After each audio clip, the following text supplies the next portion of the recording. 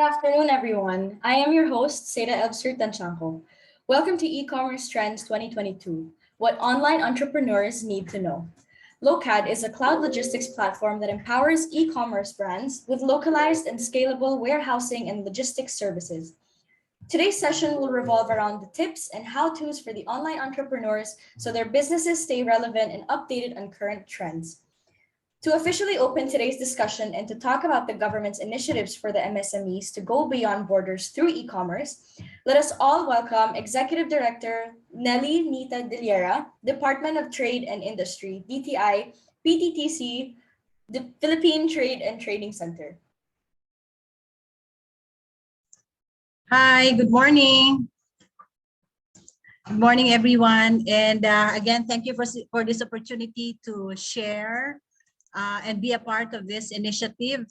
We're really very happy to be always invited and to always be, a part of this great initiative that will move forward the the stance of our MSMEs. Our MSMEs in the Philippines are actually considered, and I think it's worldwide, considered backbone of economy, rising economy. MSMEs are actually accounted for 99.5% of business establishments in the Philippines, account or employing around 60% of the country's workforce. Actually, in real terms, I think that's about more than 800,000.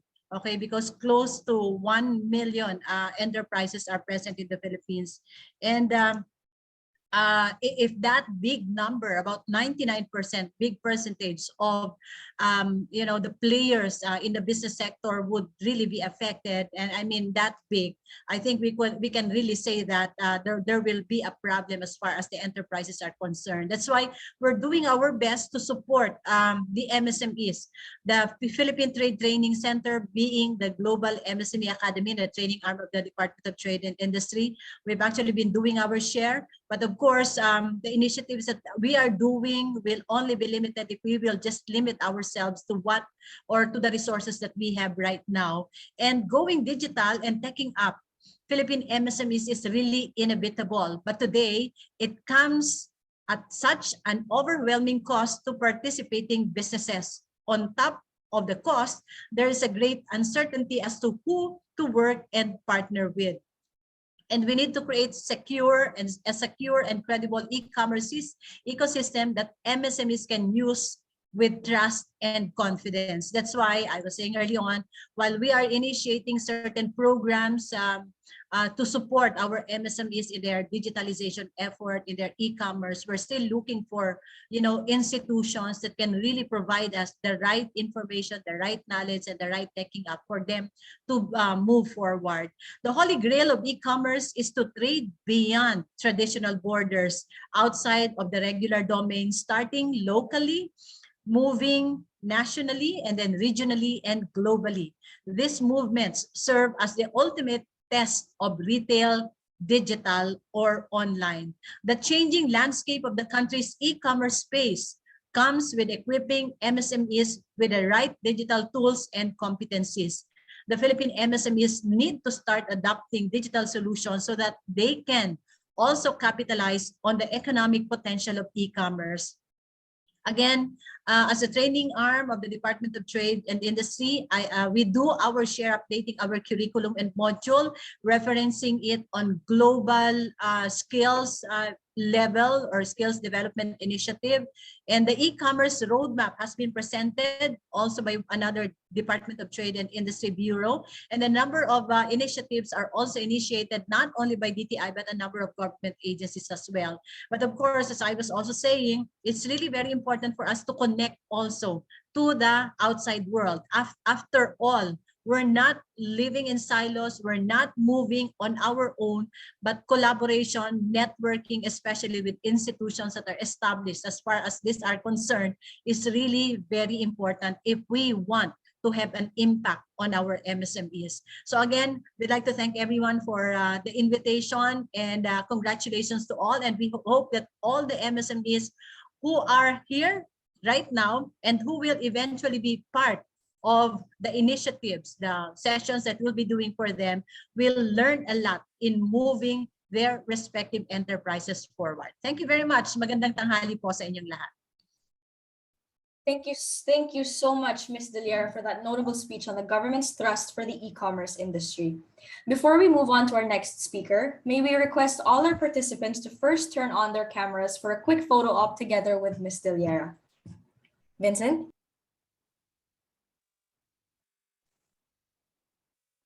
All right, everyone. In three, two, one, smile. Another one. In three, two, one, smile. Thank you. Thank you so much for that photo, Vincent. Now, moving on, may I call on Ms. Amor Maclang for her opening remarks. Ms. Maclang is an award-winning brand architect, risk issues, crisis strategist, movement maker, and marketing and communications innovator. Good afternoon, Ms. Amor. Hello, everyone. Magandang hapon. Assalamualaikum.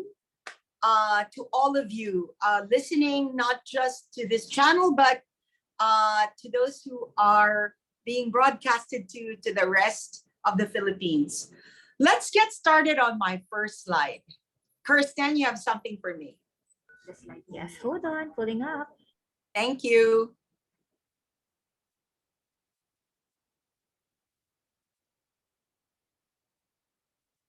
Kirsten? There you go. So allow me to get started. Before I NFT this very important picture, allow me to give you a little bit of context. So this photo was taken 10 years ago. And in this photo are not the X-Men. Everyone thinks that that gentleman there is Wolverine and Hugh Jackman. It's not. It's Mario Berta of Igloo. And to the right of me, yes, I used to be several pounds lighter. To the left of me is Mr. Frederick Levy, who's the Chief Growth Officer of our country's first unicorn, Gcash. And behind me is a gentleman who's actually our keynote today, Mr. Constantine Roberts. So when I first met him, what little do we know, and it was about startup innovation. So this is the beginning of the what I call the startup spring in the country, where the best and the brightest from all over the world suddenly found themselves here in the Philippines, starting up businesses in e-commerce and in prop tech or primarily it was e-commerce. And since then, Cons and I have been in touch on and off, but very few people know. And I told him I will make it my mission to let everyone know that he's one of the important founding fathers of e-commerce in the country. It was about e-commerce is not just about the storefront. It's about the back end, and it's about the logistics and all those things that you cannot see.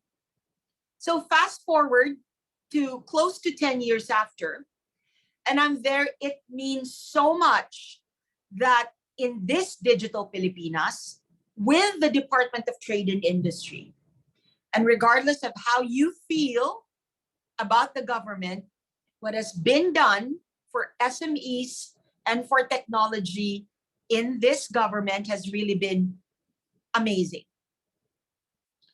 So today, Cons is going to talk to us about what is to be expected of this e-commerce revolution that's sweeping not just the Philippines, but also at the same time, the rest of the world.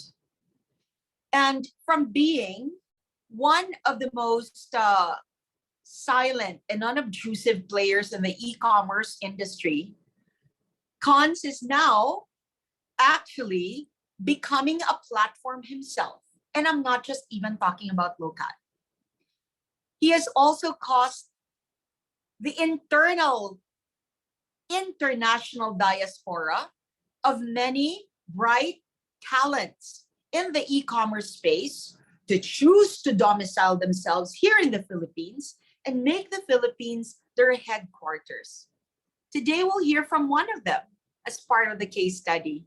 So special shout out to Alexander of eTaily, who's making sure that we all stand a chance in this e-retail, e-MSME, e-commerce revolution. I come here wearing a very palpable digital and fintech lens. And while fintech has actually moved to transform open finance, banking, and payments in Asia, with most of the investments from all over the world falling into our region, e-commerce is probably the one industry that's touching more people in more ways than one. Locally, e-commerce has been constantly growing with an annual revenue projected to skyrocket to close to 20 billion or almost 1.6 trillion this 2022, the size of the economy of a small country. The digital roadmap of the DTI, adverted to by Executive Director De Liera, is expected to actually increase our growth as a country, regardless of how the forthcoming elections go. This information certainly puts the Philippines at front and center of the e-commerce revolution in ASEAN. And I'm very grateful to our partners in LOCAD and the Department of Trade and Industry for making sure that we're not just identifying a few rock stars in the space, but rather, regardless of where your current placement is in the e-commerce ecosystem, whether you're starting off or whether you are about to break regionally, everyone is given a fighting chance. Recently, I have been appointed as the ASEAN Exco Chair for the Global Impact for FinTech, and I'm working collaboratively with all the heads of the FinTech associations in Indonesia, Thailand, Malaysia, Singapore, Vietnam, and Cambodia. And under the One ASEAN FinTech banner that we are all mobilizing together, e-commerce and e-retail is going to be a very important pillar, side by side with crypto and fintech. The three greatest exports of the Philippines to the rest of ASEAN and the rest of the world is e-commerce, cryptocurrency and blockchain technologies, and of course, my home turf, fintech. You are not a business unless you have a cross-border strategy. You are not a business that will thrive unless you have a digitalization strategy. So in essence, all of us have the potential to be an e-commerce superstar. So thank you so much to LOCAD, and Cons, thank you to you specifically for all that you've been doing for our country through e-commerce. And on behalf of the partners and the co-conveners of Digital Pilipinas, some of the largest technology, financial services companies in the Philippines, we would like to thank everyone for continuing to buy online. And truly, there has never been a better time to be an Asian and to be in e-commerce. Let's build a digital Pilipinas in a digitally connected e-commerce world. Maraming salamat po sa inyong lahat. Thank you so much, Amor, for that very informative opening remarks. Now that we know the impact of e-commerce and the expected growth this year, let's move on to our second keynote speaker, someone who's played a crucial role in the LOCAD e-commerce fulfillment scene. Let us all welcome Constantine Roberts, CEO of cloud logistics platform LOCAD. Good afternoon, Cons. Good afternoon. First of all, thank you to everyone here in the audience for joining us this afternoon to talk about the latest developments in Philippine e-commerce and to talk about the e-commerce trends 2022. Thank you very, very much, Executive Director Nelly De Liera, for joining us this afternoon, for taking time out of your busy schedule to share more about the SME enablement, SME empowerment agenda of the DTI, which aligns very, very closely with the very reason for why we are here, why we've started LOCAD, to level the playing field and to provide everyone from a small entrepreneur starting out in the living room to some of the largest local and global brands an infrastructure that allows them to grow their business and to provide best-in-class e-commerce. So really appreciate Director Nelly, you joining us today, sharing your remarks. Thank you very much, Amor, for giving us more context of what's going around in the digital economy overall.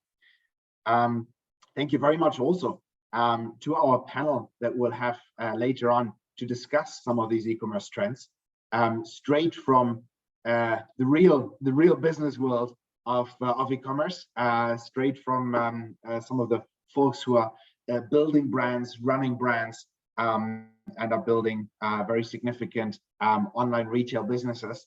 Really happy to have with us today Ancil Santos, who is one of my favorite D2C e-commerce entrepreneurs, the founder and CEO of Manila Atletica, who has been founding Manila Atletica to keep us all fit during the pandemic and has turned that into a thriving direct-to-consumer brand.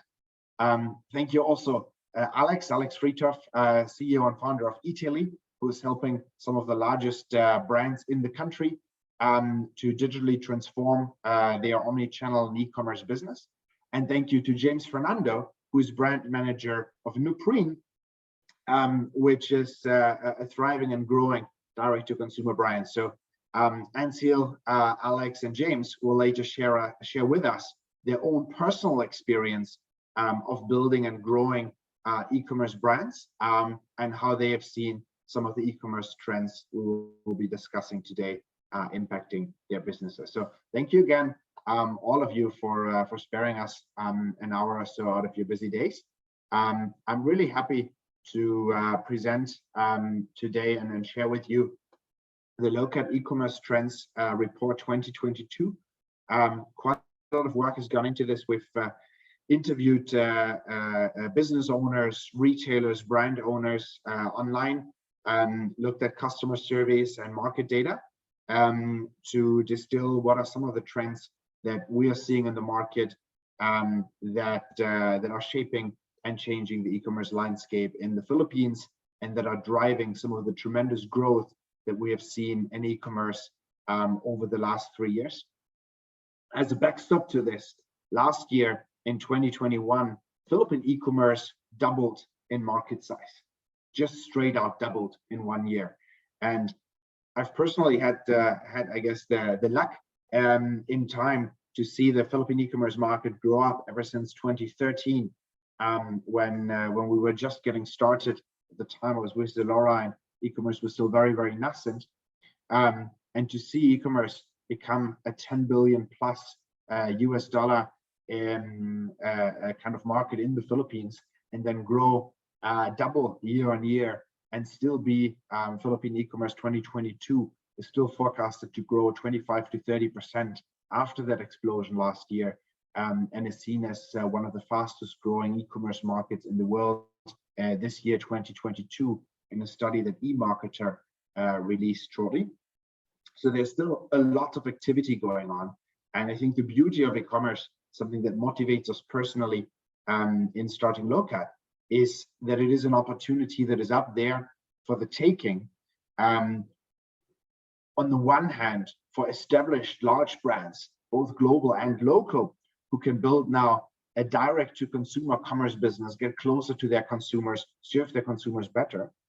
But it is also, and especially there for the taking, for thousands of entrepreneurs who are starting up new brands from zero, who are building a strong following online, leveraging platforms such as Instagram, TikTok, direct-to-consumer platforms like Shopify, marketplaces like Lazada, Zalora, and Shopee, to build in just a few years very sizable brands and businesses. And it's a playing field that provides great opportunities, all the way from the side hustler building a side business online, to those who have grown up and are now running sizable SME businesses that generate employment and generate significant sales, and all the way up to some of the biggest brands and retailers. And we're continuously going to see emerging brands start small, and within just a couple of years or a decade become really large brands. So I've always believed that e-commerce is to some extent a democratizing force in commerce.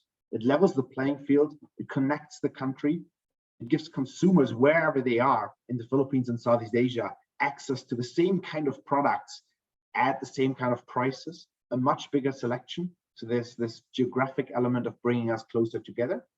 And there is the element that the right product at the right price can now reach a customer audience with much lower barriers to entry than what it used to be. So you can have an idea, you can bring it to market, you can test it, and from there on get a great level of dynamics, right? So this sort of egalitarian spirit of e-commerce, this sort of democratizing commerce, anyone can grow and can start from a small side hustle SME to a significant business is something that we believe in very, very deeply. And that has motivated us to start LowCut to what we call democratize the back-end infrastructure of e-commerce. Because something that we had seen in the past was that while it is comparatively easy to start an e-commerce business, to bring your product to the market and to get your first customers, that many SMEs then struggle with breaking out from that and really growing up. Because once you do generate 20 orders every day, 50 orders every day, 100 orders every day, the investments you had to make in the infrastructure to support that, running and building warehouses, buying or building technology, hiring a lot of people, became prohibitively expensive and often led to, therefore, some of the promising SMEs hitting a sort of glass ceiling, not being able to invest enough in their business, and capital expenditures became too high. And that's what motivated us to start LowCut, to provide an open commerce infrastructure, the backend infrastructure for your e-commerce business that democratizes that infrastructure part of e-commerce, while allowing brands to focus on finding their audience, developing their products, and then selling to customers, whether it is on marketplaces, whether it is on social commerce channels, whether it is on your own website. The key with e-commerce is that we break down the barriers and ensure that e-commerce does not only happen within the walled garden of one retailer or one marketplace, but rather becomes this decentralized force for trade and commerce where everybody can reach customers in different ways and grow their brands. Now that is the backstop of what we believe at LowCut and why I believe it's a democratizing force for commerce. That has sort of become the starting point for looking more deeply into the e-commerce trends that are shaping the landscape in 2022, talking to emerging and established brands and retailers, to consumers, and studying market data. And there are 5 key trends that we have seen that that impact that e-commerce landscape, and that we believe will have a significant impact in growing the internet economy when it comes to e-commerce. Now, 6 trends that that we're seeing. The first one is the rise of direct-to-consumer e-commerce brands. And with Anseal of Manila Atletica and James of Nuprene, you have 2 brands here that have started out direct-to-consumer, online first, and are bringing a great product in their own niche directly to consumers, building a brand around it and providing great products without gatekeepers in a way, because it's direct to consumer commerce. And this is still very much real globally. It's very much something that is now picking up in the Philippines and in Southeast Asia. And I think there is a massive opportunity there, because when you graduate from trading to building a brand, you capture a much bigger value, you capture a much bigger margin. And in the past, building a brand was often something that only very large companies were able to do, such as FMCG conglomerates. But now, because of online and direct to consumer, we see in a way the democratization of building a brand, and a lot of promising brands coming up and then building great businesses there that capture a lot of value for the SME economy. So very, very excited about the rise of direct to consumer brands. And it's something that we see significantly accelerate. And we have some market data to share with you on the next slides. The second thing that we're seeing is regional equalization, something that e-commerce is driving very strongly. Wherever you are in the Philippines, and to some extent in Southeast Asia, you have now access to the same products at the same price, with the only barrier being shipping cost and shipping lead times. And that is something that Lokat is pushing down. So growth of e-commerce outside of major cities and national capitals. We're seeing the tier 3, tier 4 cities pick up. We're seeing frequency and order value of consumers outside of major cities pick up. And again, we'll share a little bit more data on that later on. Thirdly, we're seeing that video is becoming a main channel. That's one of the biggest step changes in the pandemic. We all started consuming so much video online, to some extent at the expense of traditional visual channels such as cinemas and TV. And video is now becoming not only a source of entertainment, but a source of commerce. Video drives a lot of traffic to online stores, drives the rise of social commerce because you can now actually demonstrate your product and its value to consumers. And nobody yet transacts directly in the video, even though live streaming is sort of making video more transactional over time. But it is driving a lot of traffic and therefore driving a lot of growth of the direct to consumer channels, right? Brands selling on their own website directly to consumers. Fourth one is that sustainability is becoming a real factor in driving consumer purchasing decisions. I think partly because of the pandemic, partly because of some of the disasters, natural disasters we have seen, and partially because just a generally growing sensitivity, and especially the young Gen Z folks being extremely aware. Sustainability starts to drive purchasing decisions. Customers are increasingly asking, hey, where are these products coming from? Are they produced the right way? Are they fair? People care a lot more about sustainability and packaging.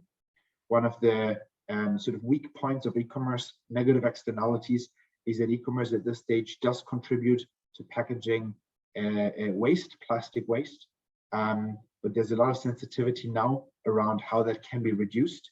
And we're looking very actively at this at Lokat together with the brands we serve as to how we can reduce packaging waste in the internet e-commerce economy. And that's one of the aspects of sustainability that customers are caring about. Number 5 is exceptional customer experience is key to acquiring and keeping customers. It affects you at 2 points. When the customer purchases, based on, are you communicating lead times on the checkout page? Are those lead times competitive? Are they fast enough? What are other customers saying in comments, in reviews, and so on? So in the pre-purchase, customer experience is very important to build conversion and trust. And it's even more important in keeping customers and driving repurchasing behavior. Building brands and retail businesses online is all about loyalty and repurchasing. We'll share this a bit more, but definitely part of e-commerce growing up on the consumer side is that customers are expecting a good customer experience all the way to the point of delivery. And as we shop online more, for more essential goods, not purely for discretionaries, it becomes much more important that these items actually get delivered in a reasonable time frame. And that's a big part of customer experience. And the third one is that cross-platform integrations are driving growth and a competitive advantage for brands that leverage them well. We now live in a multi-channel, omni-channel world online. 5 years ago, there was basically only one relevant marketplace in the Philippines that you would buy and sell in. Now we have several marketplaces that are big in general merchandising, Lazada and Shopee, for example. We have increasingly vertical marketplaces such as Alora in fashion, beauty, M&L, and others. Now we have marketplaces in fresh goods. We have direct-to-consumer channels where brands are building a direct connection to customers. Brand.com, Shopify is driving a lot of this trend, for example. Makes it easier than ever to set up a world-class online storefront. And we have increasingly other channels that are becoming transactional, such as TikTok and Instagram. So it's all about being present with your products wherever the customer is across multiple channels. And then in the back end, integrating those channels to one core to make it easy to manage and to make your stocks, the lifeblood of your retail business, available across channels. So we'll talk about that a little bit more. So 6 trends: the rise of direct-to-consumer brands, growth of e-commerce outside of major cities and national capitals, Video as a traffic driver. Sustainability is increasingly important in consumer purchasing decisions. Exceptional customer experience as important in pre-purchase to drive conversion, but even more important in post-purchase driving retention. And then increasingly an omni-channel world out there, multiple online channels, and the need for integration to run the business efficient. Now we'll share a couple of more stats on each of those trends, because we've conducted surveys and market research to give it the right level of substance.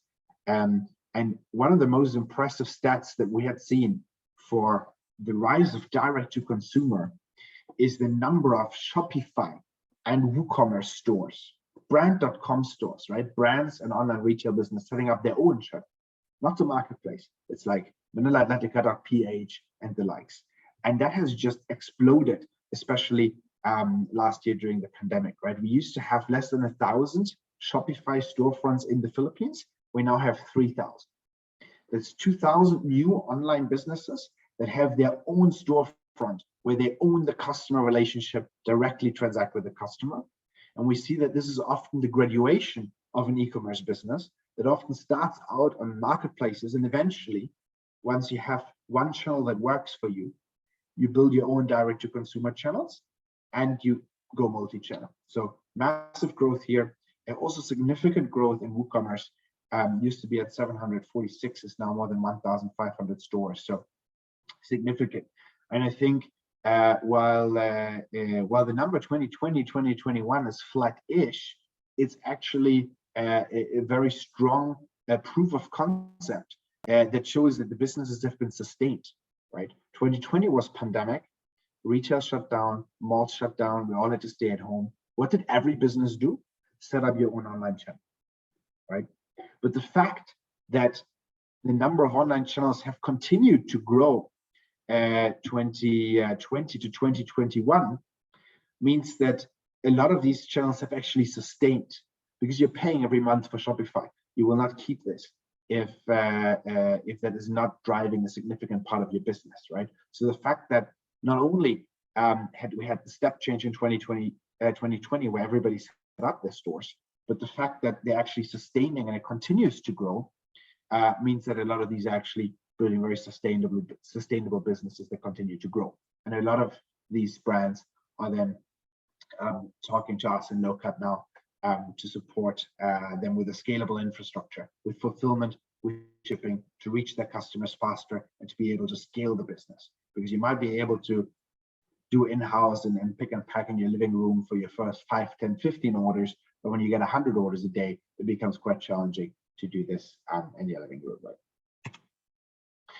The second trend we mentioned was the growth of e-commerce outside of major cities and national capitals. And this is quite impressive. We now have 57% of tier 2 city residents in Southeast Asia that are high spenders.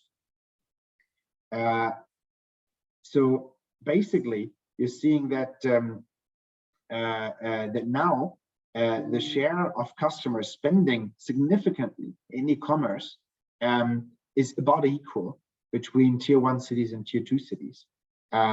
Which makes a big difference, right? So it's actually a deep adoption of e-commerce in those tier 2 cities that we're seeing, right? Now we've mentioned video. Of course, all of us are probably spending a lot of more time watching videos online these days since the pandemic. I think it's in many ways a sustaining habit. 50% of consumers in Southeast Asia and the Philippines are saying specifically that what they see on video affects the purchasing decision, right? Videos where you discover a product, where you review a product, and then it becomes directly commercially relevant, it impacts your purchasing decisions. Especially a lot of SMEs have used videos very effectively to engage with their core audience and to drive traffic to their sites. Sustainability becomes important. 92% of customers in the region are now saying they're willing to pay more for sustainable products.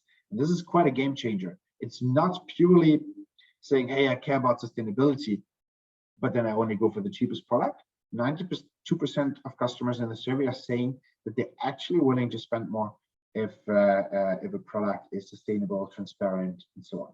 Now, there's of course different ranges of that willingness to pay, but it's clearly something that is becoming important and that is starting to be top of mind in purchasing decisions. Now, customer experience is very important, and delivery historically always plays the biggest role. And delivery is not just the last mile. Delivery is the end-to-end experience from the point the customer clicks, "I buy this now," until they actually happily get the right item, right? So it's all about, do you have your data in sync? Is what you have in your storefront actually the same as what you have in your warehouse? So that you don't have to call the customer and say, "Oh, sorry, out of stock." Right? Are you able to fulfill from your warehouses the correct items on the same day so they go out to the customer? And are you then able to select the right shipping providers that, between speed and cost, brings these products to the end customer reliably? And increasingly, we have some customers who want things very fast, same day or next day, and we have others who want it in the cheapest possible shipping cost. So you need to be able to offer different options in fulfillment delivery to different customers, something that the local platform enables now, both for brands and SMEs. So 42% of customers in our Southeast Asia survey are saying that they would switch the brands and retailers they buy from due to better availability or faster delivery. So ultimately, the two biggest killers to your online business, if you have already a great product and you're attracting customers to your channel, is out of stock, sorry, not available, not in my size, not in my color, whatever, or a delivery that either takes too long from the onset, communicated very long. Okay, I want to get my I will get my goods in whatever 8 days versus I will get my goods in 2 days. Makes a big difference for your conversion rate on the checkout page, the number of customers that visit your page and actually buy. And then, of course, after the customer actually receives the goods, there's a high sensitivity to, was this fast enough and was this on time, in line with what's promised. And you see that almost half of the consumers will be willing to change their brand preference or their retail preference if availability and faster delivery are better. So this is becoming something that is not just a sort of cost of doing business, but it becomes a competitive advantage and also a competitive threat if you don't get it right. Now, trend number 6 is seamless integration. Most brands in low-cut, on average, brands are selling on 3 sales channels, and it's becoming exceptionally important to integrate those sales channels, because if you're fragmenting them, if you manage each channel separately, it means whatever stock you have physically will not be available everywhere, and that goes back to trend number 5. Low availability means customers will buy from someone else. And it's exceptionally important to then also make sure that you're selling through effectively, right? Your stock needs to turn, you need to sell what you have on hand, and you need to be able to manage it effectively without having to do a lot of data encoding and manual things and so on, right? So ultimately, very important becomes that seamless integration of data around inventory and logistics. And it's something that a few years ago was only relevant for some of the largest brands, very enterprising, and that is now becoming relevant for many SMEs. And that's something that that Low-cut is bringing to all of the brands that work with us: seamless integration across all sales channels. Our software that is provided for free to the brands that are running on Low-cut's fulfillment platform to essentially democratize the toolkit for e-commerce, right? So that software is not only available to the biggest brands, but also to our aspiring SMEs. Now, that is the summary of our 2022 e-commerce trends report. It's available for free for download on our website. We will also send this afterwards to the registered attendees of today's session. Thank you very much for allowing us to share those trends that we are seeing in the market. And I'm now extremely excited to discuss the rubber hits the road of those trends, the real impact, the day-to-day of really building a brand and running a business online with our entrepreneurs and e-commerce executives, with Ancil Santos from Manila Atletica, who has built a significant D2C brand from scratch over the last couple of years, with Alex Frito from Italy, who's helping some of the largest brands and retailers in the country go omni-channel with their brands, and with James, who's an e-commerce veteran in his own right, and who is now growing promising D2C e-commerce brands such as Nuprene, after investing in them to provide them with capital and best practices. So really happy to have those three entrepreneurs and e-commerce managers with us today. All three are local clients. We appreciate their trust and partnership very much.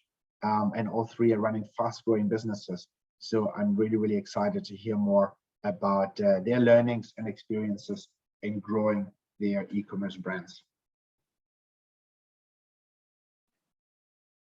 Thank you. Turning over to our panel. Thanks so much, Cons, for giving the introduction. Should we just share a little bit of our general experience, or is there kind of a general guidance on questions and answers?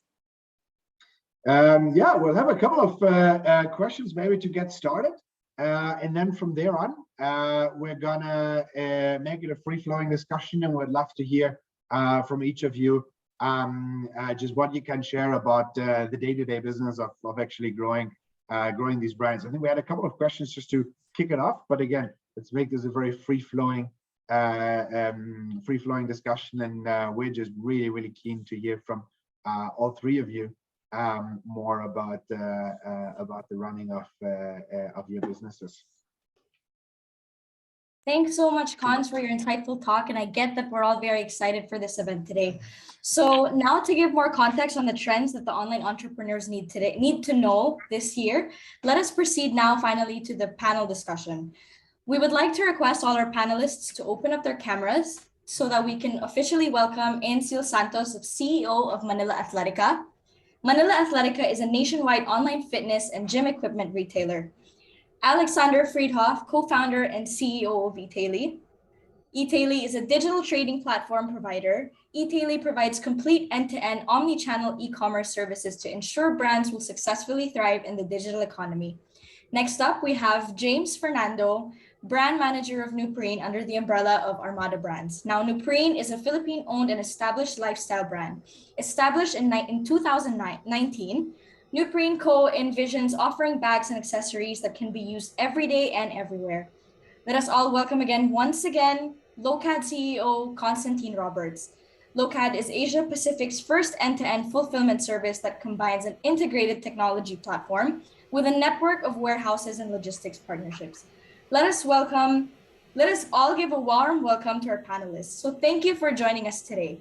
Now, our first question here is for Ancil Santos, CEO of Manila Athletica. What are your tips on managing and maintaining the online presence of your brand? Yeah. Actually, maintaining and managing your online presence is more than just posting a random photo or a video of your product. There's a few principles that I'd like to share.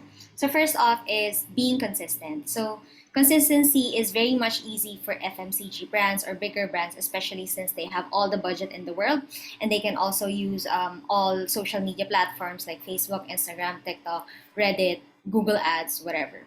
But as a small business owner, of course, you don't have the resources and the manpower to manage all of that. So of course, the smartest way to do it as a startup is to know where your audience is and be where they are. So for example, one of the greatest ways to create your social media presence or online presence is, of course, given the trends a while ago, is through video. TikTok is a great way to start. TikTok, because where the algorithm is a much more friendly for anyone and everyone. It's more democratized compared to Facebook and Instagram, where those with large followings only get the traction that they need. But if you're a small brand, doesn't matter if you just started today or tomorrow, if you have 100 followers, you can have 1 million followers in as easy as 24 hours. Should you create the right content and should you create the right messaging, or through humor, information, or whatever your audience is interested in. So It doesn't have to be targeting all social media channels all at the same time, but it can be just one or two and focus on those two things. Then from there, of course, if you started to grow your manpower, you started hiring, then of course you can expand. Second is being informative. Of course, you have to provide information beneficial to your audience. Of course, it's not just simply about selling your products, but of course, providing information why your product will make your audience's lives better. So whether it's for health reasons or just fashion reasons, whatever it is, give information that will benefit, that will make your audience's lives better. A third point is creating a community. Of course, nowadays, it's no longer a one-way street wherein, of course, TV advertising or billboard advertising is just a one-way street. Nowadays, online is about interacting with one another. And what we've noticed is that the more we engage with our consumers, whether it's for the first time, loyal buyers, it doesn't matter as long as you address them by their names, create a community that creates like a sense of oneness through your brand, you can guarantee a loyal following through that. And lastly, being authentic and sincere. Nowadays, gone are the days where posts are now overly polished, overly beautiful, curated, and everything. Nowadays, it's all about being sincere, being real, being on the spot, whether it's about you. In fact, even as a small business owner, I'm showing my face now, contrary to what other brands are doing, especially the bigger brands where the CEO is a big mystery in who he or she is. Nowadays, people are more engaged whenever they see the owner, the struggles of being a business owner, the beauty of creating your own brands from scratch. They are able to relate. And they're able to create this identity of you that is an aspirational person or an aspirational brand that, hey, maybe I can be one day like that. And thank you for the tips that you have given us. So there is a sort of a community as well. So being authentic, being sincere, and being kind goes a long way, especially in creating your online presence as a brand. That's it. Thank you so much, Ainsil. And we totally agree that engagement is one of the most important aspects in managing your business. Moving on to our next question is dedicated to Mr. Alexander Friedhoff, CEO of Italy. So our question for you is, how can e-commerce enterprise brands and merchants in the country adapt to the fast-changing landscape of the digital economy? Yeah, thank you very much for that question. Before I answer it, let me first say thanks for being here and having the chance to talk to all of you. Director Nelly, Cons, Amor, and other entrepreneurs, James and Anjali. It's great to see and meet you all again. It's super exciting to see how this e-commerce ecosystem, especially here in the Philippines, is evolving and thriving tremendously. And when we think about coming to your question, and especially also what Anjali was mentioning, when we think about how enterprises can adapt to the newest and latest e-commerce trends, which were also shared by Cons earlier, it's all about two different things. It's first of all meeting and exceeding the customer expectations, and second, it's all about, and I liked it a lot from Manila Atletica, authentically engaging customers where they are. Let me start with meeting and exceeding customer expectations. We all know that merchants and vendors, regardless of size, if small, medium enterprises, will need to meet the final end consumer where they are shopping, through multi-channel, through a single channel, provide on-demand a customer and delivery services throughout different setups on the channels directly, Lazada and Shopee, but also to basically have an on-demand fulfillment and let's say fulfillment which shortens the delivery lead time and shortens the delivery cost. We at Italy see this, and coming now to your question regarding enterprise setups, at the moment saluted by two different things. First of all, by multi-warehousing, as well as second of all, by O2O.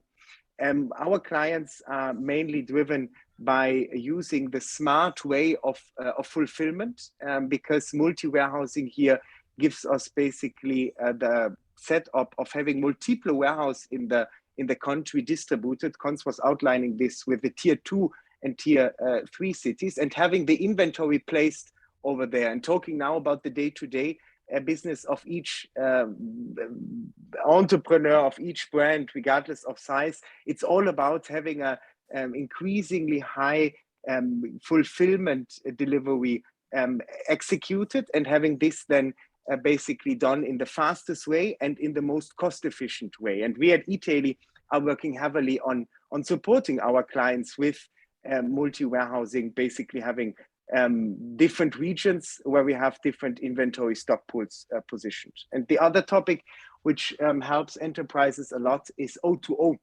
offline to online. We all are talking about e-commerce trends, but at the end, it's about integrating also the offline channel into the online channel. In fact, we at eTaily have recently launched the Ayala Mall's Zing Mall, where we basically allow offline vendors in the mall to fulfill out of the mall directly, again, having basically the offline to online approach lived by its meaning, namely allowing enterprises to fulfill anywhere and allowing final consumers to buy anywhere and return anywhere. These are the two things which we see at eTaily as underlying topics, multi-warehousing as well as O2O, as the underlying topic behind meeting and exceeding customer expectations. And when I'm talking about authentically engage with customers where they are, Manila Athletica was outlining this quite greatly. A lot of brands are taking the advantage and have to take the advantage of selling and advertising and marketing their products on TikTok, on Kumu, and other social selling channels. And it has been so insightful in the past month and years to see, and actually fun also, how brands and how we are generally experimenting and getting creative. We have recently launched actually a great setup with Ayala Malls as well as with Landmark on TikTok, and seeing how greatly this is evolving. And I think you from Manila Athletica are also doing this very successful. I've recently started following you. It's really about having basically an authentic engagement with the final end consumers, and enterprises as well as small medium companies all are sitting in the same boat here when it comes to exactly meeting these two developments: A, exceeding customer expectations, and B, engaging with the customer on an ongoing basis. Right. Thank you so much for that, Alex. And I just have a follow-up question regarding that. So do you believe that with the ongoing e-commerce trends, do you believe that with these fulfillment services and the engagement initiatives that these businesses have, do you believe that with the e-commerce trends that we have right now, it will further help the economy of the Philippines dive more into the current trends that we have, and possibly expand the opportunities here in the country, as well as expanding regional and internationally as well? Thank you so much. Of course, that's a very great question, and allow me to answer that question first of all with the core what we are talking here about, namely about the Philippines. No, I mean, the Philippine landscape just by itself is so wonderfully positioned. This is why we were setting up the Philippines as a headquarter of eTaily. Just see the median age per country. Philippines, we are at around 25 years. We see an increasingly high internet penetration. Konstantin was sharing this with the tier 2 and tier 3 cities. We see so great developments regarding the average spend on social media, or in fact, even more detailed, the average time spent using the internet is more than almost 11 hours. So generally, I would say Philippines on its own is already a super exciting market. But Amor was basically saying it in the beginning quite clearly. For sustainable long-term growth, the region Southeast Asia is so exciting and gives you the wonderful opportunity to expand easily with cross-border solutions also in other markets. So to make a long story short, Philippines at itself is one of the most exciting and now the hottest market in Southeast Asia. But of course, other markets are similarly relevant because it increases the demand as well as increases the outreach for the sell-through rate of the final end product.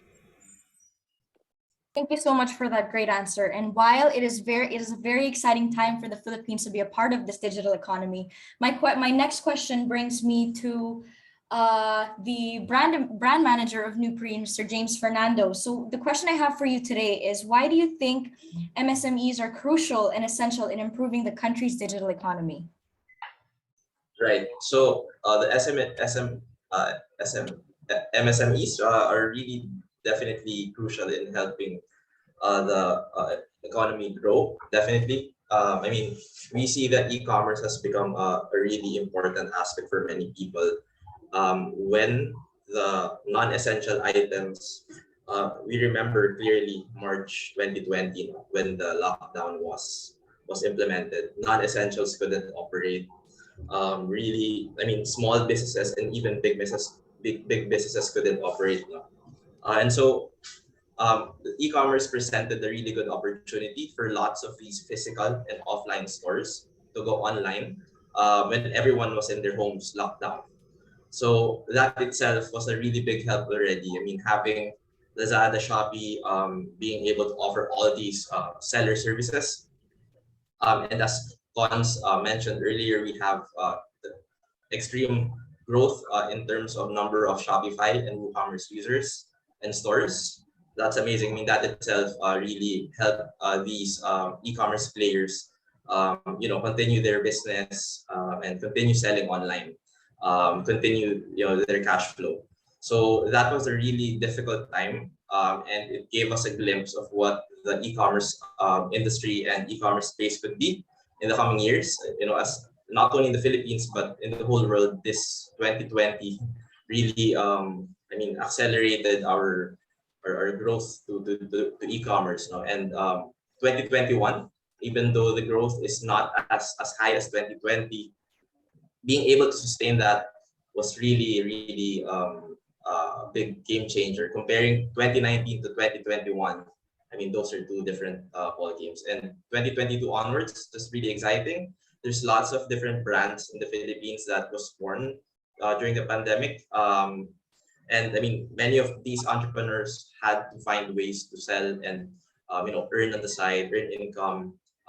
In the next coming years, these brands will continue to grow. And I guess that's one of the things, just to mention, just one of the things that we do at Armada Brands. We acquire brands and we help them grow through our expertise in different areas like digital marketing, branding, all these things.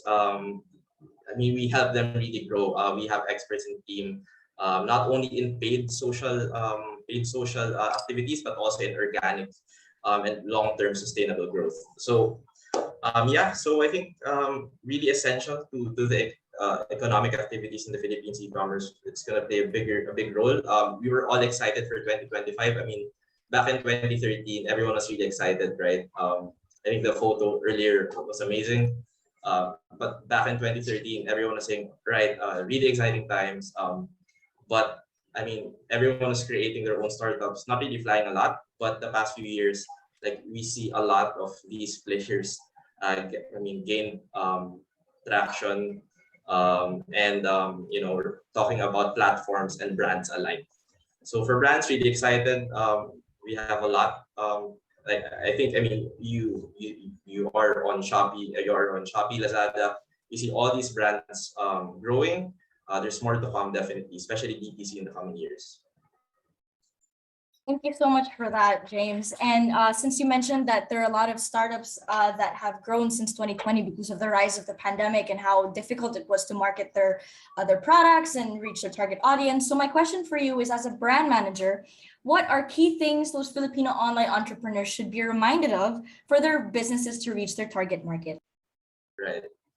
I think reach their target market customer acquisition is really different for a small brand, a starting brand, and a really big brand. So for a small brand, we're talking about just onboarding on Lazada, Shopee, seeing the traction, getting those keywords right.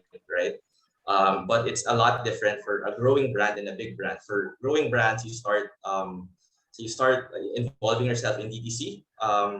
You start trying to acquire your own customers, get your own channels. You don't want to rely forever on these indirect channels. because they still own the data. I think they're not giving the email addresses anymore for one. So we need to start, I mean, for growing business, we need to start looking at, getting that data in-house and, being able to communicate to them directly as well, email, SMS, and all that. So you also look at paid ads already, paid ads on social, Facebook, Instagram, although the costs are rising. Good thing we have TikTok wherein costs are really low at the moment. So I mean, it's a different story for the big brands, right? So the brands probably doing $500,000 above, $1 million above a year GMV.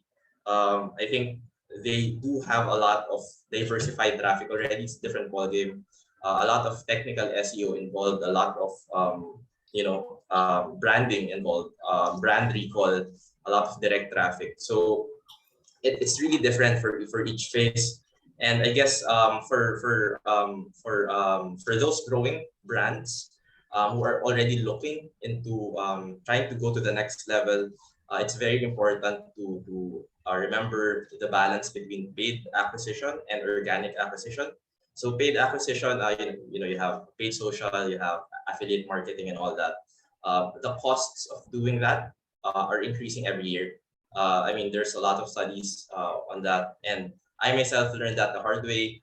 For my previous startup in 2014, at one point we were acquiring each customer at 30 pesos per purchase. The next year, that was already up to 120 pesos. So you can imagine what that did to our, I guess, bottom line and unit economics. And so it's very important to start building on organic growth channels as well.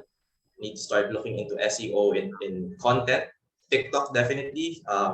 People say that you can create a $10 million brand on TikTok, at least in the US or Europe. But I think that's the case for the Philippines as well. We need to look at all these, organic, and as we grow, as early as possible, because it's like these channels are not developed like in a matter of months. They're developed in a year or so, right? We need to start investing in them as early as possible. And so, the balance between the two is really important. Many entrepreneurs really struggle in terms of bandwidth, in terms of investing in these organic channels. So just to mention our mother brands again, we're basically trying to help the brands do those things and achieve short-term and long-term growth. So we're not only after short-term growth, but we have a team of people who are rockstars in their own fields, in their acquisition expertise, who can bring short-term and long-term growth to these brands. And just to mention as well, fulfillment is a really important aspect of that. We couldn't really keep our customers buying again if their experience is bad. So we're really happy to have Locad as our partner because it's been very helpful in terms of growing our sales. I mean, if we do generate 100 orders the next day, we're confident that we can fulfill that because Locad has the infrastructure to support that. And all these dashboards that I see, I can basically, as a brand owner, as a brand manager, I can look at the dashboards and the metrics, look at the end numbers to generate insights, to generate suggestions, and basically focus on running my business and focusing on the metrics that could be more impactful on the day-to-day. Thanks so much for that, James. And we are totally aware of being a business owner is a continuous learning process throughout. So my next question brings me to Ainsel Santos. So because of this, we'd like to ask you how Locad has helped you ride the trends in fast delivery, omnichannel sales, etc. So would you like to explain how Locad has contributed to your business? Sure. Just for full context, of course, as mentioned a while ago, I started Manila Athletica from scratch. So you can really imagine the work that needed to be done. Of course, I take care of everything from ordering, packing, marketing. So basically the entire shebang. However, there was a time that, of course, the brand has already grown to a level wherein I'm already getting 20 to 50 orders in a day. And you can imagine 100 to 150 orders on single day digit sales, single number sales. like 1 1 2 2 3 3 and so on. So it has become definitely overwhelming, so that I wasn't able to take care of the other essentials such as the admin work, marketing, and of course I've neglected the delivery aspect as well, because I can only do so much as an individual and as a sole business owner. So of course I had to look for other options that will help me.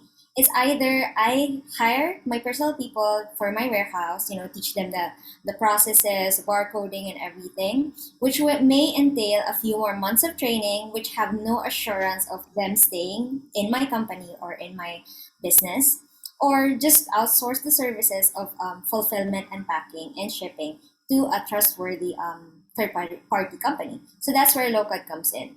So that was 6 months into the business, and then on the 7th month and onwards, I was able to fulfill more. Of course, my customers were not as complaining as before. Of course, here's the funny thing about online shopping. Online shopping is actually a full experience. From the time that you log into your app to clicking, browsing the products, checking out, and delivery, up to the kuya driver coming to your house and delivering the parcel, that entire thing is worth reviewing by the customer.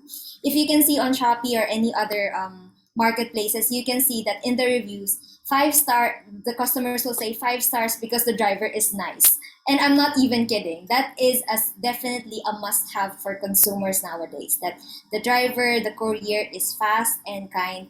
Everyone that they talk to during that shopping experience, or every touch point that they have, is a positive experience. So delivery, it can be a make or break in this country. I'm not sure if there are any insights in other countries, but in the Philippines, delivery is a make or break. Despite the product being really good, if the delivery is horrible, it becomes a 1-star in that. So definitely Locad has helped me with keeping most of my reviews in the past 3 to 6 months at 5 stars at least. I think on record I only have three 1-stars out of 1,000 reviews, and that's a very good ratio if you'll ask me. So keeping your customers loyal to you, this is very important, and I will not honestly, I will not have it any other way. I will not neglect delivery as well, and of course I have to thank Locad for that as well. Yeah, that's it. Thank you so much for that wonderful answer, ANCO. And now this brings me to my last question for Cons. So with the responses that you've heard from our panelists that we've discussed over today, may we know how this helped you empower your business and what it's been like? Yeah, I think our panelists have explained this much better than I could, right? When we look at growing an e-commerce business, I think there are fundamentally 3 things. It starts with a great product, right? A great product at a great price that is what customers want. Then it's about making people know about your product, right? Whether it's TikTok videos, Instagram, marketplaces, Facebook ads, whatever it is, right? So that's promotion.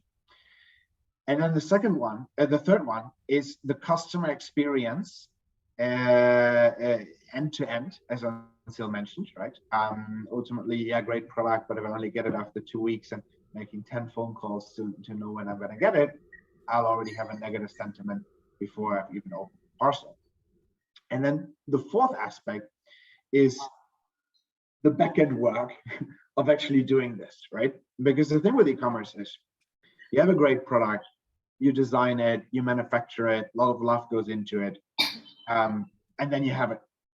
And then marketing is already a bit more ongoing, right? So you have to continuously feed your channels. But fulfillment is this thing that just never stops, because customers order at any time of the day, and ideally the package should be out the same day. In Locad, we promised that within 24 hours, everything has left the warehouses on the way to the customer. And that part of the business has no break. You cannot say, hey, I'm on holiday the next week and I'm not going to fulfill orders anymore, right? You can go on holiday in your marketing because you can pre-schedule it, your posts. You can go on holiday in your product design because you've designed the products, they're already there. But fulfillment never stops. And then you need to actually dispatch these items, they need to go on the road. So this is just a 24/7 kind of thing.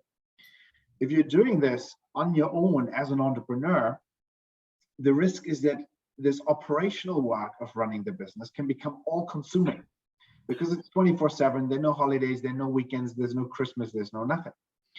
And the risk for SMEs especially is that you get so deep in the operational kind of rabbit hole of having to deal with all of these small things that you don't have time anymore to take a step back and actually look at, how do I develop my business? How do I make my products better? How do I communicate to customers the right way? How do I grow my following, right? And that's why there's the kind of real risk of burnout in a small business, because you're just never off and you're responsible for everything, right? And then the second one is, a growing business is great. And there are certain things about the business that scale. Marketing, for example, scales very easily. Whether you spend 10,000 pesos on Facebook ads or 100,000 pesos on Facebook ads, it's about the same work to configure them. But in fulfillment, it's very different, because what you need to ship 20 parcels a day to fulfill 20 orders is completely different from what it takes to fulfill 200 orders. And it becomes again completely different to fulfill 2,000 orders. Those are step changes that require a completely different setup. 20 orders a day you can do on your own at home. Maybe you have a helpful partner or something like that, someone who will help out. 200 orders already require you to have a team. 2,000 orders require you not just to hire a few people, but you need systems, you need a team, you need a warehouse. It becomes otherwise a complete mess. Now, the challenge in e-commerce is that the same business might have 20 orders on one day and 200 orders on another day, and that might be just a week apart. Or 200 business as a daily average, but 2,000 orders on 11/11. So running this on your own is just tremendously hard and takes a lot of energy and a lot of actual investment. And Ansel mentioned training and all of that, right? Because you hire people, but it's not just you hire people and they come through the door and everything runs smoothly. You need the technology, you need the process, you need the physical infrastructure like warehouses, you need the people. And it fluctuates, right? So that's why we believe that one of the biggest challenges in e-commerce is that the demand side scales well. The marketplace can generate you all the orders in the world, it will never go down. But the back end doesn't scale well unless you have a platform like Locat that actually does it for you. And that's why we believe that with Locat, we can actually sort of democratize the back end of e-commerce in the same way as platforms like Shopify have democratized the creation of a storefront. Today, very easy to set up a top-notch global world-class standard storefront on Shopify. Marketplaces have in many ways democratized the access to the actual end consumer.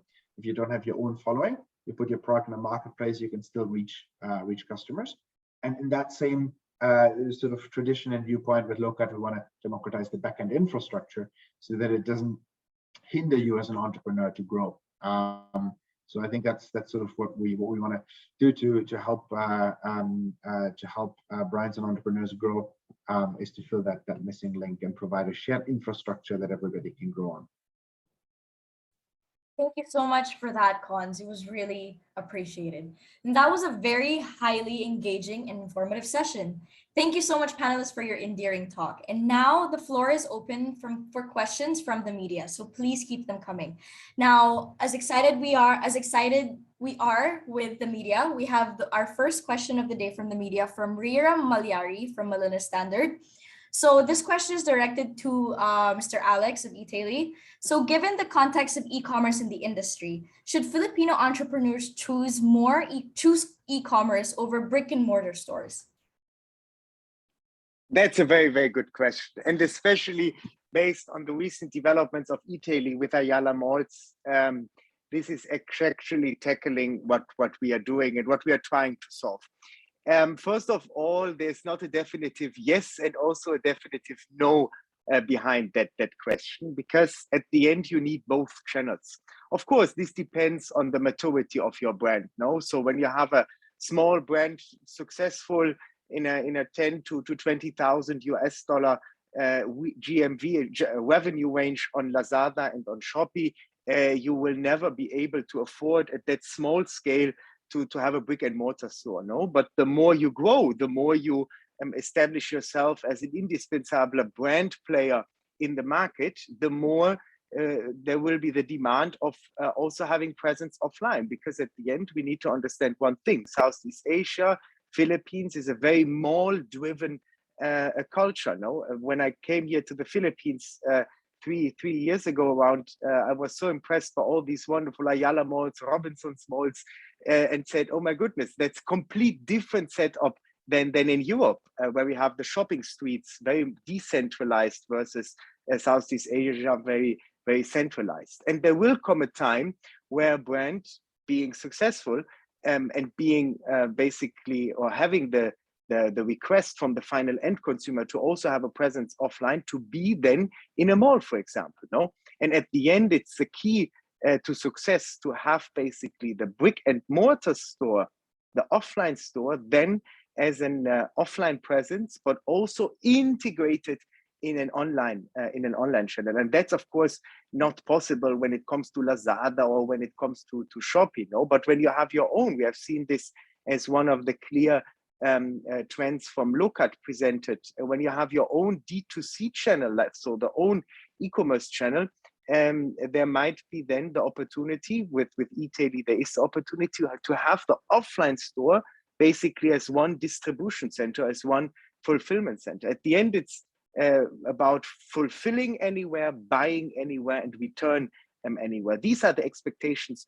of the final end consumer. And we are doing this exactly with Ayala Mode. So when you are now at the moment too lazy to go into a mall, which I am personally, you can easily go on zingmall.com and purchase items out of the closest mall, Trinoma and others, and basically have it delivered instantly to your final consumer's doorstep. It's an instant commerce mall, which exactly tackles what was asked over here, namely the full integration of offline as well as online. And that's something which will definitely come the bigger the brand gets. I'm quite sure that Manila Athletica will also, or already thinks about, offline presence in malls, in little stands, or in own stores.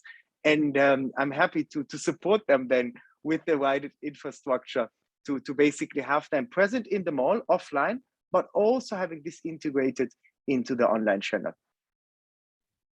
Thanks so much for that, Alex. And I do have a follow-up question on that. So in terms of procurement and suppliers, how can smallholder products be integrated into the global value chain?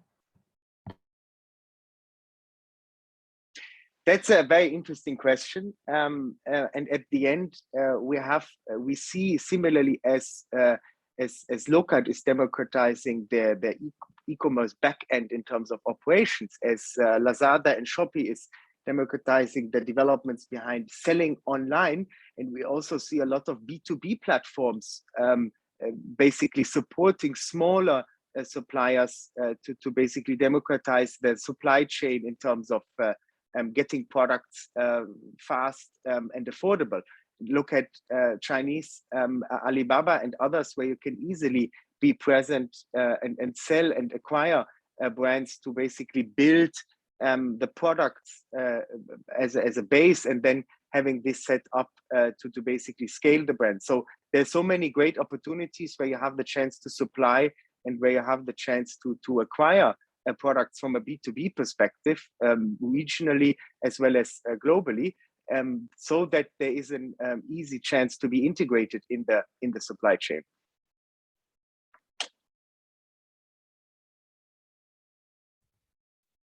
Thanks so much for that, Alex. Now, my next question brings me to James. So this is from Rafi Pedajita of Tech Patrol. So for James, how does partnering with an effective fulfillment service improve on your business? And why do you think that the partnership resulted in positive reviews? Right. Okay. So fulfillment, if not done well, definitely could be a very difficult situation for any business, whether it's a big business or it's a small one.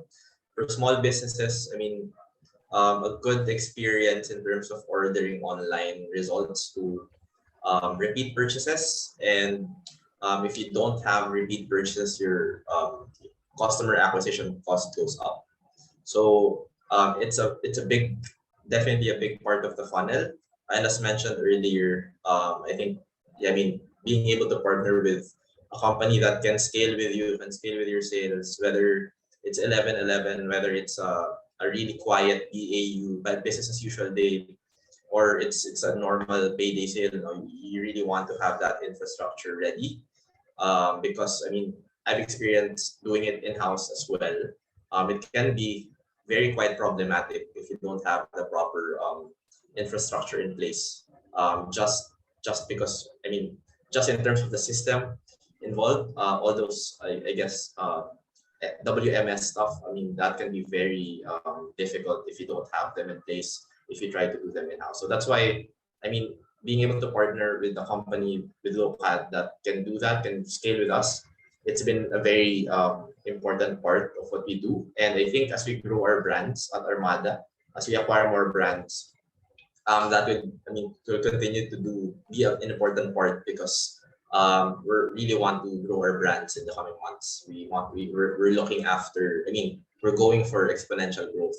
So very important for sure, brands, definitely. Thanks so much, James. And this brings me to my next question. This is from Ellie Villa Gonzalo of elifestylemanila.com. This question is directed for Ainsel Santos of Manila Athletica. Why do you think is faster delivery and shipping key to customer services? Customer satisfaction, I apologize. Yeah, thanks for that question. Honestly, of course, here's the idea here, of course, from a consumer perspective. Of course, they can either go to the mall, of course, do the effort of commuting to the mall in an hour or two, buying the goods themselves, and then coming home in, let's say, 5 hours, versus the convenience of maybe an assurance of getting the products by tomorrow. If they can wait by tomorrow, that is fine, and that is very essential, especially if the products are, let's say, food, groceries, or something that's essential around the house. But if that delivery will take at least 1 week to 2 weeks, or so much delays, then that becomes very inconvenient for the consumer as well. So of course, there are many reasons why consumers purchase online, but it's always after convenience, never going out anymore, never risking, of course, we're still in the pandemic and all. So otherwise, consumers would have just gone through the malls, did it themselves, do the shipping and everything, rather than just waiting for the goods themselves to arrive, then inconveniencing themselves. So it is very essential, definitely, not just the product itself, but I like to think that the delivery time is as equal as the product quality itself. So of course, it's as simple as that. Just convenience. I think nobody wants to be inconvenienced at this time, especially when everything's already at the tip of your fingers. So for the new businesses as well, there, of course, develop your product, but at the same time, your customer service and your delivery as well. So there. Thank you so much, Ainsel. And we definitely agree that sometimes we can get a little impatient. So therefore, we do it all ourselves. So our next question is from Raymond Ravanera of Megabytes, and this is directed to Cons. So how critical is a pleasant shopping experience in e-commerce stores? I think it's exceptionally important. The e-commerce trends report and the survey that we have done there with consumers in the Philippines as well as Southeast Asia yielded that 42% of consumers would switch to a different store, a different brand, if that brand offers them better product availability or faster delivery. So that is almost half of your customers who would be willing to shop from someone else if they offer their products more conveniently. So the downside risk to a brand with an otherwise a good product and good following from not having their fulfillment, logistics, customer experience sorted out is actually massive. At the same time, the upside is also massive, because if you look at e-commerce, it's all about conversion rates, right? You have a certain number of people who hit your web shop every day, let's say 100. And all the e-commerce businesses that I've seen in my last 10 years in the industry have a single-digit conversion rates from visitor to somebody actually buying, right? So the can start from the low single digits, and the best ones have high single digits. So that means somewhere between 4 and 8 of the 100 people who visit your store actually end up going all the way through and buying. Now, when you have gotten someone all the way up to the checkout page, you want to give them all the info that they need to get that purchase over the line, right? It's just one click away from making a sale. What is then very important in terms of reducing friction and building trust, right? One is to have easy, convenient payments. And the second one is to have assuring delivery experience, right? If I don't find any info there on when will I get my products, it's not assuring. I might not trust and therefore not buy. If the delivery promise communicated on the website is super high, like, oh, it's coming from somewhere abroad, it's going to take whatever, 10 to 20 days to get my products. Okay, well, in 10 to 20 days, I don't need it anymore. So I also don't buy. Or if your shipping costs are too high. Again, wait, shipping is like 100 pesos, 200 pesos? Well, maybe not, right? Then I'll buy somewhere where it's cheaper. So again, very important. Or on the other side, if you promise me next day, but it only comes in 6 days, then, well, I bought, but I'm not going to buy again.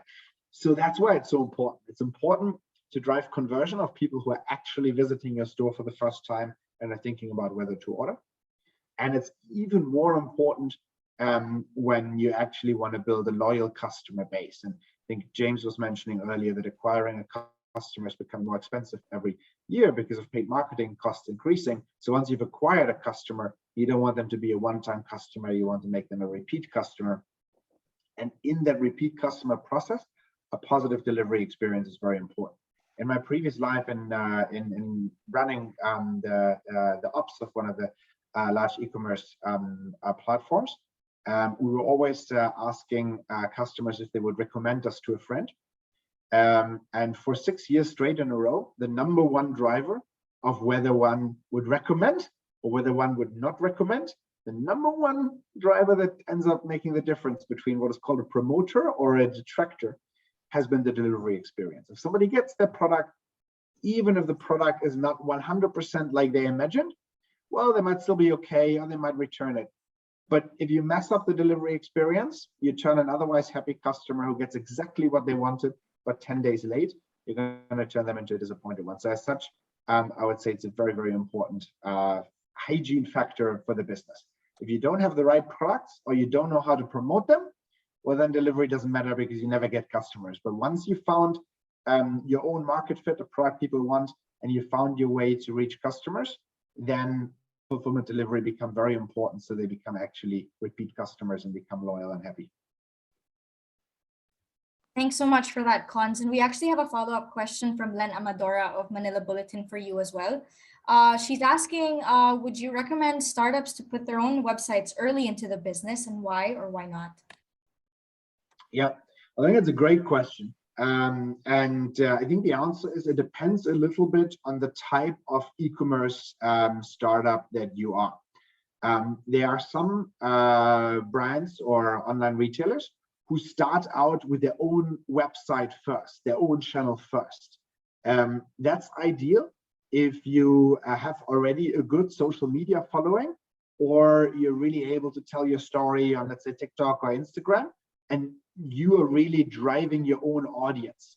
Then you really want to lead these customers to your own channel, because you're already doing all the work to acquire the customer. You then don't need to pay somebody else commission on the transaction, right? So for brands that have a strong following, leveraging social media and similar channels, starting with brand.com first with your own channel makes a lot of sense.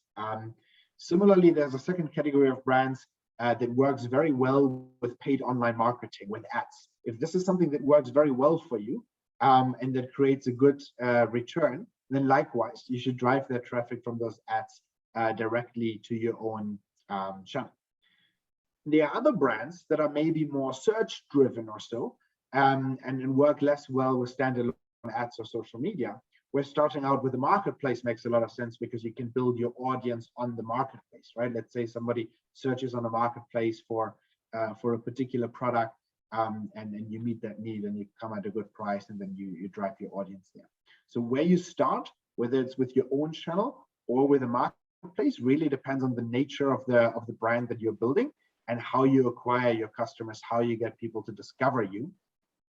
In the second step, however, when you have found your market fit and when you see that customers really like your product, then I think it converges. And most successful brands we have seen will end up being both on marketplaces and on direct channels, and essentially meet the customers where they are. So I think where you start depends on the nature of your business, but in the end, everybody ends up converging in a multi-channel e-commerce business to make their products available wherever the customers are. Thanks so much for that advice, Cons. And I believe that our audience will definitely pick that up in their experiences or release to their friends, which is really helpful. So we actually have a question from the audience. This is from Dulce Blanca Punzalan. So for any of the panelists, what are the most challenging aspects of logistics, especially for exporters, in terms of the restrictions due to the pandemic? It's a very, very good question. And if I'm allowed, I can directly give an answer about things which I had in mind when the team, James and Anjali and Cons were talking. The biggest challenge of logistics is that the brand always is accountable. You have to imagine we at Italy are managing Landmark, Midea, Toshiba, Century Pacific, soon significant other, one of the leading retailers in the Philippines, and we are focusing heavily on the front end management. So supporting them on Lazada, on Shopee, on D2C, as well as on marketing, demand generation, basically playing the full orchestra for being successful online. And we basically at Italy are super heavily dependent in a positive way on strong partners when it comes to the things which we do not want to do. And that's Lokat, for example, in that context, when it comes to the fulfillment of our items. And the interesting thing in that context is that as soon as an order is handed over from Lokat to Ninja Van, to Lalamove, or to other 3PLs in the market, and the order is not arriving on time, the brand is always accountable for this. Of course, at the end, there are so many different impact factors which are going through this. But at the end, you need strong partners in order to basically have that execution capability of these 3PLs fully reliable executed, no? And this can only be done when you have a great setup established, like for instance, partnering with Lokat or other players in the market. So at the end, it's really about finding the right partners and having this executed to the extent that the meeting and, as I said in the beginning, exceeding of the customer's expectations are met. Thank you so much for answering that question, Alexander. And we have one last question for the panel, and this is from Joel Piñeroc of Newsbites. So for the panel, what is the biggest obstacle for Filipino micro SMEs when it comes to establishing an online storefront?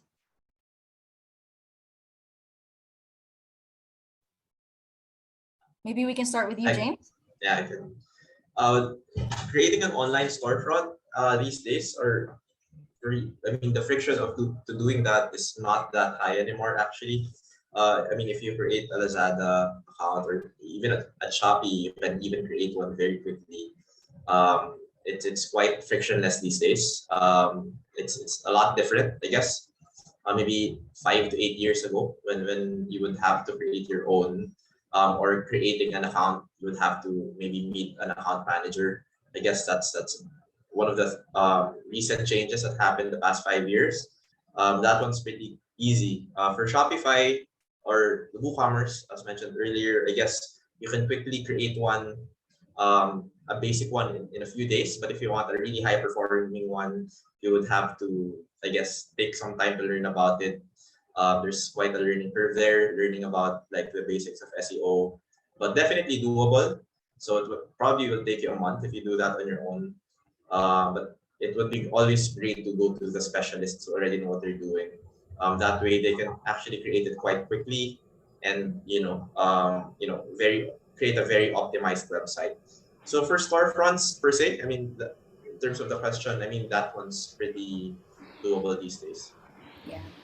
Can I also add to the question? Yeah. Yes, please.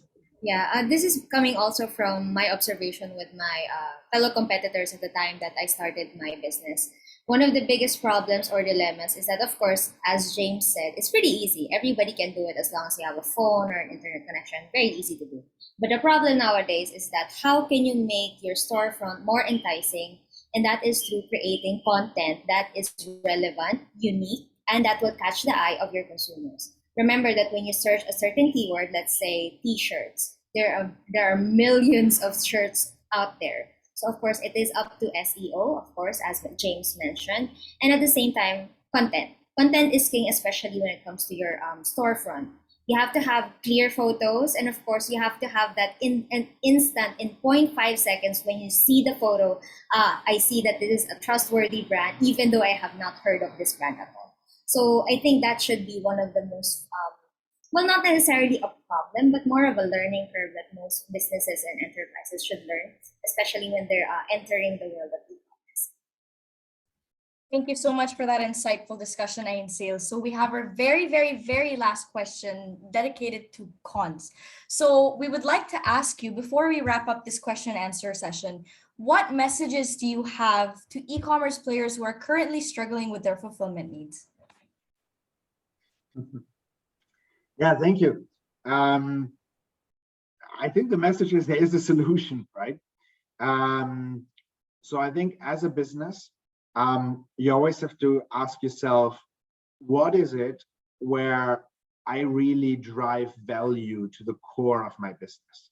Because as entrepreneurs, as much as we all work hard, the day has only 24 hours and the week has only 7 days. So how are you going to use that limited amount of time that you have? And I think it's very important that each of us as entrepreneurs focus that time and that attention on where it moves a needle for our business, and to find partners, platforms, and support for the areas that we don't necessarily need to focus on. And as such, I think for any emerging brand, growing brand, or starting brand out there, I think my message would be, do it all in-house until you find your basic product market fit, until you get your 5-10 orders a day. And then once you have that, think about how to scale your business, how to grow your business, and how you can stand on the shoulders of others. And for fulfillment, that's look at, and we've brought the barriers to entry down a lot. If you're a brand in the Philippines, you can start with 10,000 pesos a month as a subscription. A significant part of that is already consumable for fulfillment. The prices are completely transparent. You know exactly what you're gonna have to pay. And you're only really paying us when you're generating orders, because we're basically charging you at the point of when the order leaves the warehouse. So if that's the case, you can make your business completely predictable. You can factor it into your margin. It's a very competitive cost. And it is also the price of peace of mind, right? Because once you are running on Lokat, you don't have to worry about fulfillment anymore, and you can channel your energy and your time, the limited amount of time that you have, to the levers that can move the needle for your business, to make your product better, to improve your marketing, to improve your sales channels, and so on. So I think that's generally my message to entrepreneurs for their fulfillment, and specific to Lokat, but also to other areas, right? So for example, I'm terrible at like filing taxes and things like that. I don't really know what the rules are, and I don't really have the patience to read those things. And as such, I outsource the filing of my taxes to an accountant, right? And I think you can think about logistics as a brand in the same way. You don't need to learn and invest in all things yourself. You can stand on the shoulders of others to grow your business. Thank you so much for that, Cons. And now our Q&A session has officially ended, and we hope we were able to accommodate all of your concerns and curiosities. I am certain that the Filipino online entrepreneurs learned a thing or two, or even more, I myself have, for our event today. Thank you again to our panelists for sharing your expertise with us today. And as our program comes to an end, we may now call upon Lokat CEO and co-founder Constantine Roberts, as he will now give us his closing remarks. Cons, take it away. Yes. Again, thank you so much for joining us all today in the audience. More than 100 people, so really glad to have such a big community together here today, who cares about e-commerce, cares about SME empowerment, and about how we can make this economy grow, how we can make it more inclusive, and how we can empower especially SMEs to build their businesses to become bigger, and to hopefully, for some of them, build the big businesses of tomorrow. Again, really want to thank Director Nelly for making time and for giving us her opening remark and context about DTI's SME empowerment agenda. Really thankful to our panelists today, Anseal, James, Alex, for sharing the story of your businesses on what it actually means and how it actually is to build a business online. I think extremely inspiring and inspirational stories that that show how it can be done.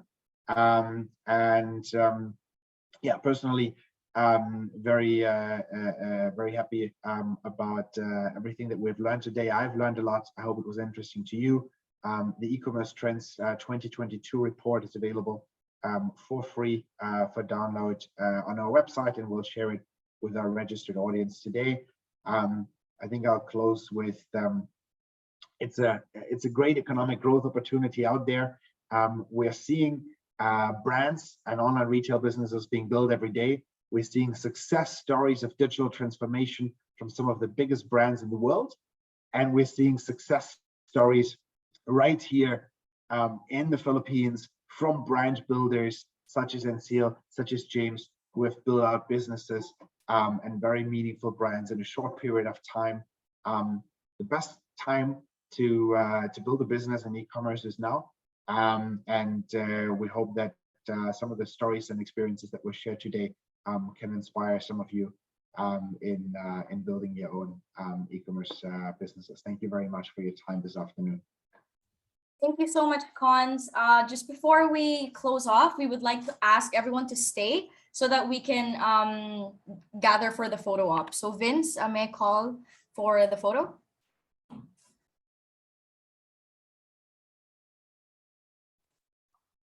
Okay, everyone. In 3, 2, 1, smile.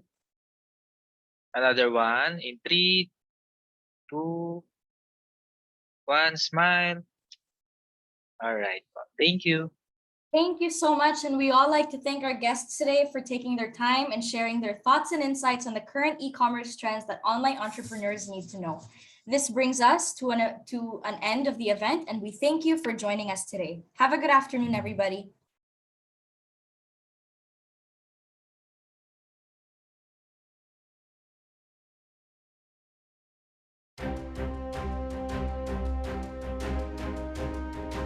Digital Pilipinas is the largest private sector-led movement to build an ecosystem for innovation and technology for the country.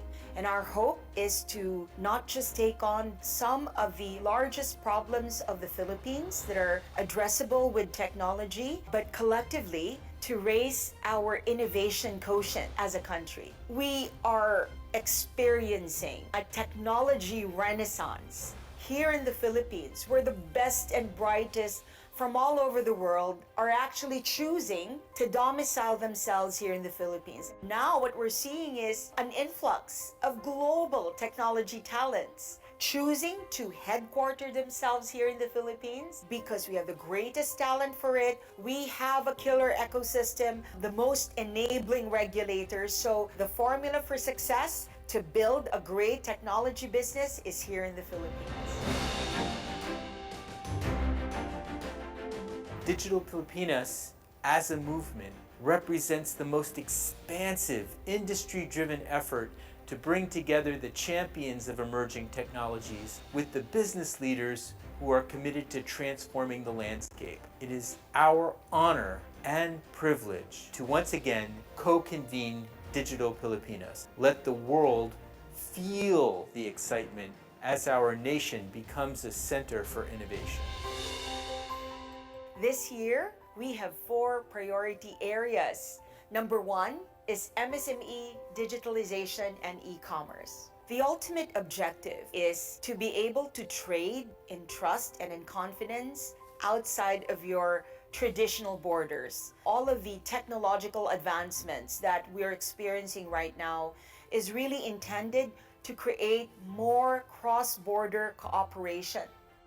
Digital Pilipinas is the channel partner of Proxtera, the global procurement arm of the MAS that is intended to create a safe space for entrepreneurs from all over the world to be able to trade in security and in trust. As a pioneer in e-commerce in electronics, my vision is to see every Filipino household having a gadget purchased from Kim Store. We share the same goal with Digital Pilipinas, pursuing the same mission, gathering talented individuals who can make a change and putting Philippines in the center of innovation. The Philippine e-commerce market is forecasted to be the fastest growing e-commerce market globally this year, growing by more than 25%.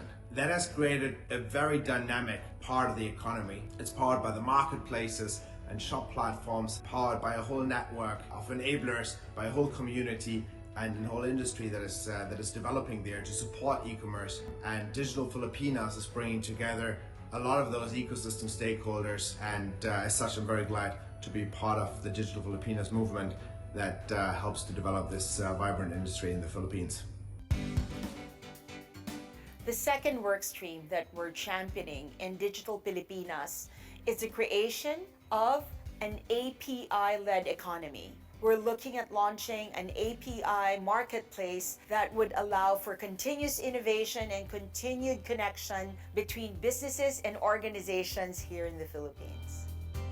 An API-led economy is about unbundling products so that customers can access what they want, when they want it, at a competitive price. They can use APIs, connect to a startup that's specifically serving that community.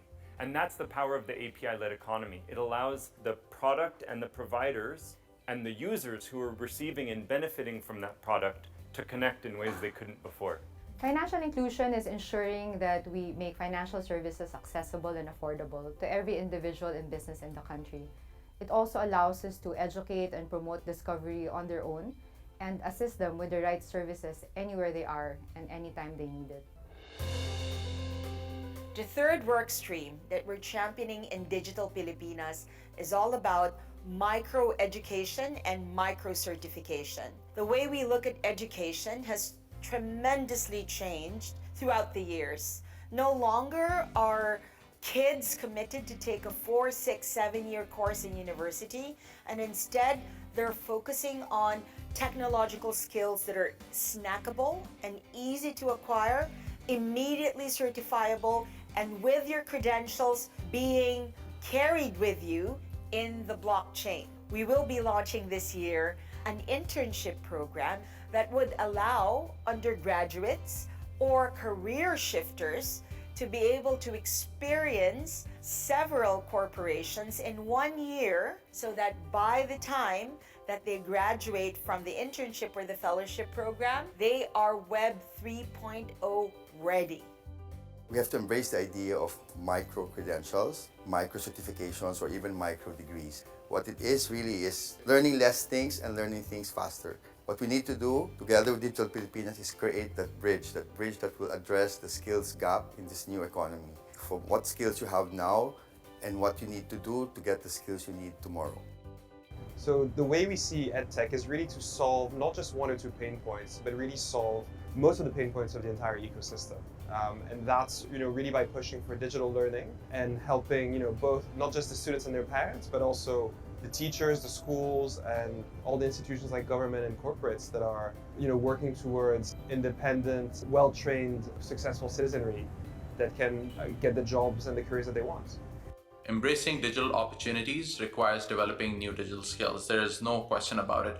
This means empowering learning, supporting public policies for reskilling, and encouraging continuous improvements in that area. As we consider the challenges facing the world today, we at Microsoft acknowledge the enormous responsibility we have to ensure that the technology we are building benefits everyone around us.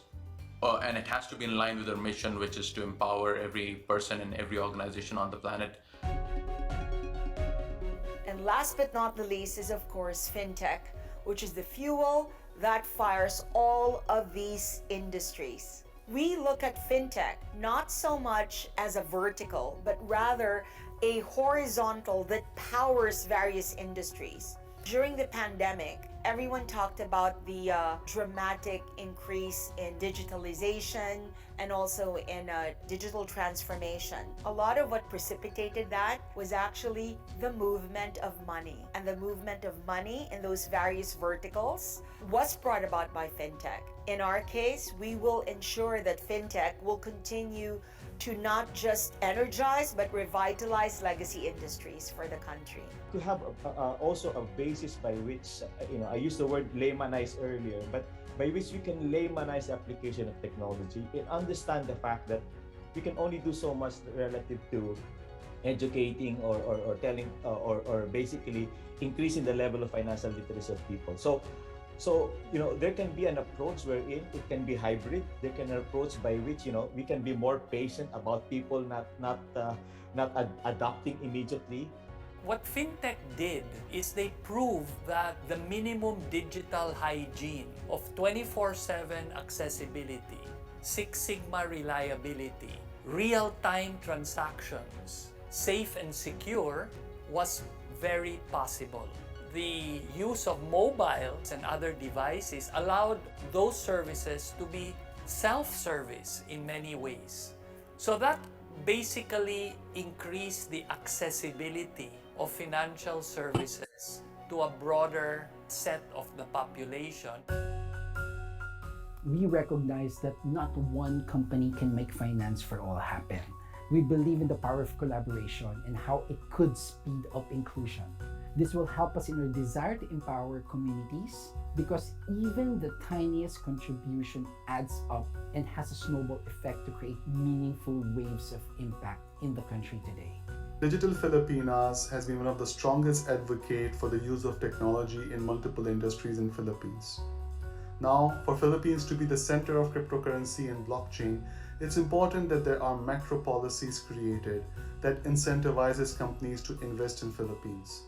Secondly, the understanding of blockchain ecosystem and cryptocurrencies is included in the education syllabus. And last but not the least, the research and development around this technology is incentivized. The right timing, the right ingredients are all in place. We can truly start the beginning of our road to a digital Pilipinas. Let's all build a cyber-secure digital Pilipinas. Together, let's build a digital Pilipinas through open finance. Through e-commerce. Through EduTech. Through fintech, Mabuhay ang digital Pilipinas. Mabuhay! Mabuhay. mabuhay. Mabuhay!